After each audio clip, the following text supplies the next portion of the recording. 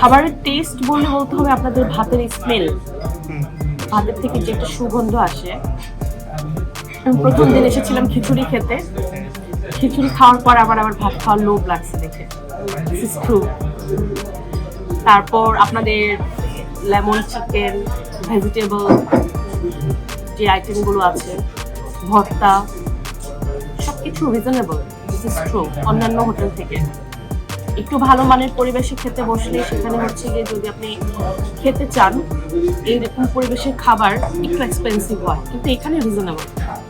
এখানকার হচ্ছে গিয়ে লাল ভুনা যেটা বিফ, এটা মজা।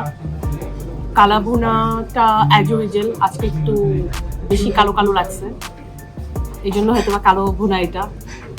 আর অ্যাজ ইউজুয়াল খাবারের মান আমি বলবো অন্যান্য হোটেল থেকে অনেক বেটার। যে আপনি যে এটা খাচ্ছেন, পিন্ডিটা খাচ্ছেন, এটা কেমন?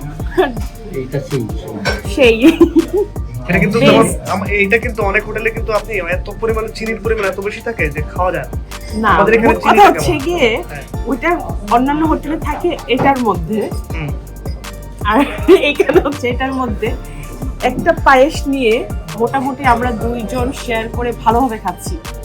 আর আমি আপনাদের মিষ্টির ফ্যান হয়ে গিয়েছি, সুতরাং আপনাদের মিষ্টিগুলো খুব সতেজ থাকে। যারা এখানকার মিষ্টি খাবে তারা পরবর্তীতে এখানে মিষ্টি খাওয়ার জন্য আবার আসবে, এটা হচ্ছে শিওর। আর আপনাদের দইটা হচ্ছে গিয়ে আমি বেশ কয়েকবার খেয়েছি, দই হচ্ছে গিয়ে খুব একটা মিষ্টি না, টক টক ভাবে, ওইটা আলাদা একটা মজা।